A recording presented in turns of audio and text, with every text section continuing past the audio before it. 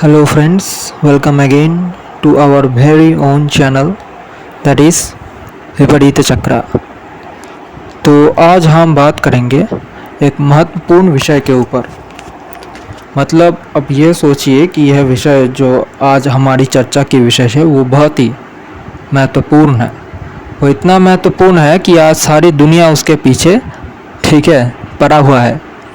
और वो क्या है? वो है धन संपत्ति, वेल्थ जिसको हम कहते हैं, वेल्थ, लक, ये सब चीज़ें।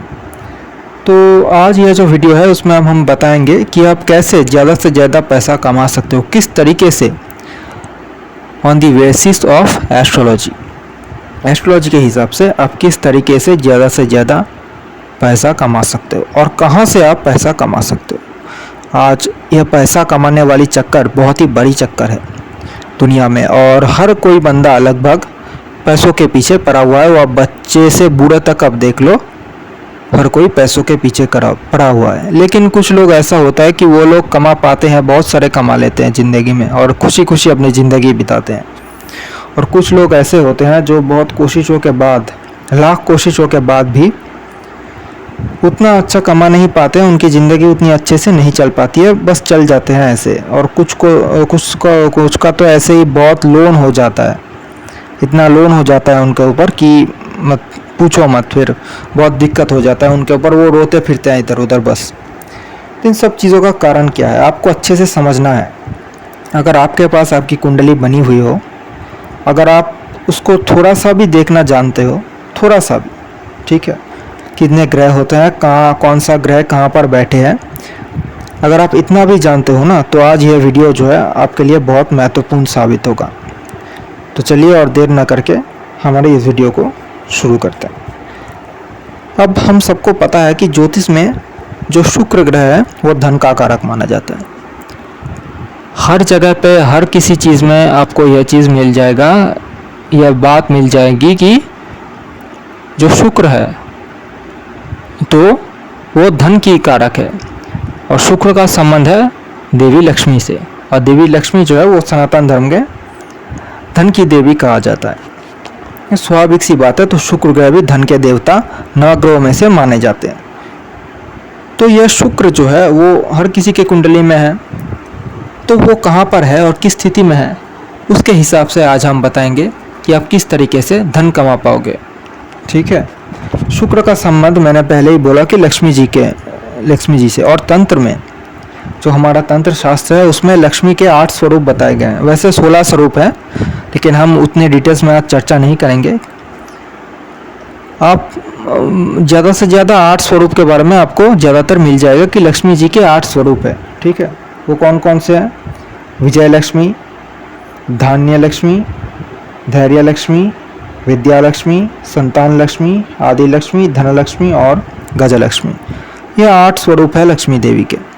और 8 स्वरूपों को 8 तरह के धनों से, जो हमारी जागतिक धन है, वो ऐसे 8 तरह के धनों से संबंध रखते हैं। हमारे ऋषि मुनियों ने इस संसार में जिस तरह के भी धन हमको मिलते हैं, उन सारे धन को 8 तरीकों में विभाजित किया, और एक एक पाठ एक एक लक्ष्मी जी को सौंपा गया कि लक्ष्मी जी का इस रूप इस धन के ऊपर आधिपत्य रखेगा, लक्ष्मी जी का उस रूप उस धन के ऊपर आधिपत्य रखेगा।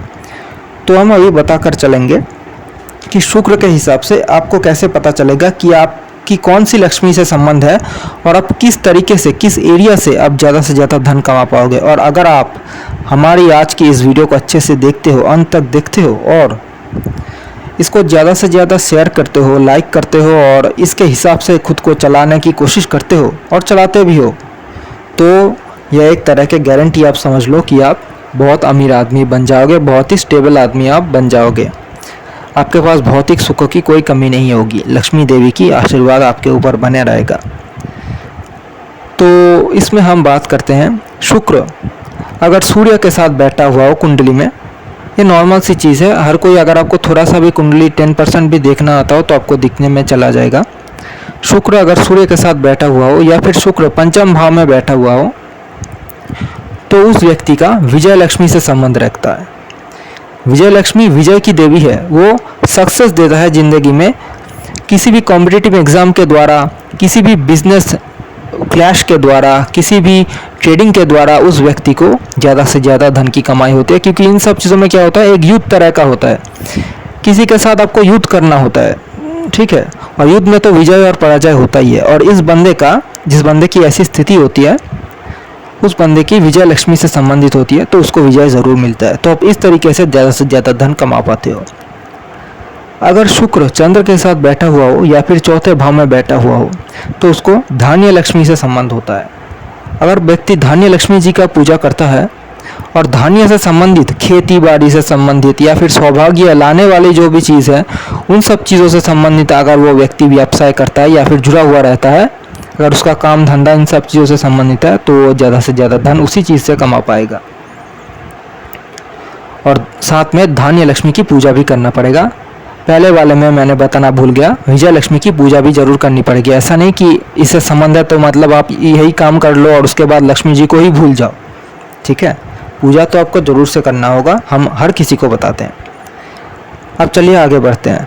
अगर शुक्र मंगल के साथ बैठा हुआ हो या फिर शुक्र पहले भाव में बैठा हुआ हो, तो व्यक्ति का संबंध धैर्य लक्ष्मी से होता है। धैर्य लक्ष्मी धैर्य की देवी है, शांति की देवी है। धैर्य बनाए रखना उसका बहुत जरूरी अंग है उसके जीवन का। धैर्य लक्ष्मी धैर्य से संबंध रखता है। उसको चाहिए कि वो धैर्य लक्ष्मी का पूजा करे और हर एक काम, जो भी काम उसको अच्छा लगता है वही काम करे, जिसमें भी उसकी रुचि है, उसकी योग्यता है, वही काम करे, उसके हिसाब से ही वो चले और उसको अच्छे से, बिल्कुल धैर्य से, शांति से करने की कोशिश करे, तो उसको उसी से अच्छा कमाई मिल जाएगा।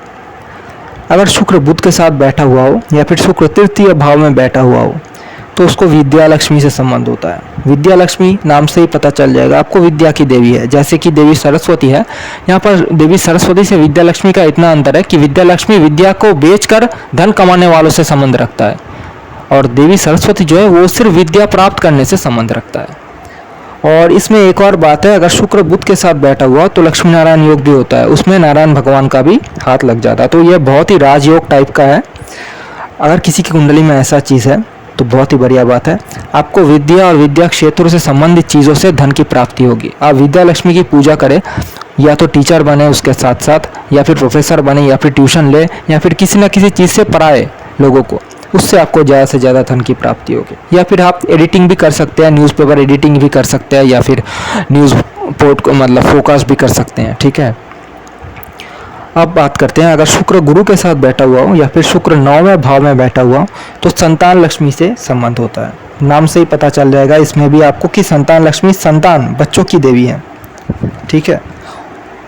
और संतान लक्ष्मी जो है, इसका मतलब यही है कि आपको अपने बच्चों से ज़्यादा धन की प्राप्ति होगी। ऐसा नहीं है कि आपको अपनी ज़िंदगी में धन की प्राप्ति नहीं होगी, ऐसा नहीं है। लेकिन जब आपके बच्चों का जन्म होगा, उसके बाद आपका आय, आपका धन और बढ़ेगा।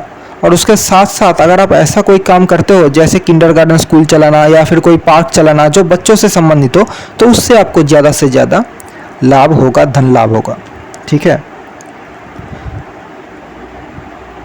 और फिर आगे चलते हैं, आते हैं, अगर शुक्र शनि के साथ बैठा हुआ हो या फिर 10वें भाव में बैठा हुआ हो, तो उसको आदि लक्ष्मी से संबंध है। आदि लक्ष्मी इन 8 रूपों में से सबसे बड़ा और सबसे आदि, सबसे पुराना रूप है लक्ष्मी जी का, और यह रूप बहुत ही महत्वपूर्ण है। इसका संबंध होता है जीवन के हर एक पहलू से, और सबसे बड़ा हमारा जीवन जो बनता है वो कर्म से बनता है। कर्म के कारण ही हम लोग जन्म लिए हैं और कर्म भूमि में भी हैं, कर्म ही करके हमको मुक्ति भी मिलेगी। तो कर्म से शनि का भी संबंध है, और अगर शुक्र भी उसके साथ संबंध रखता हो या फिर 10वें भाव में बैठा हुआ हो, तो उसको आदि लक्ष्मी से संबंध है। वो आदि लक्ष्मी देवी का पूजा करे और हर एक कर्म अच्छे से करे।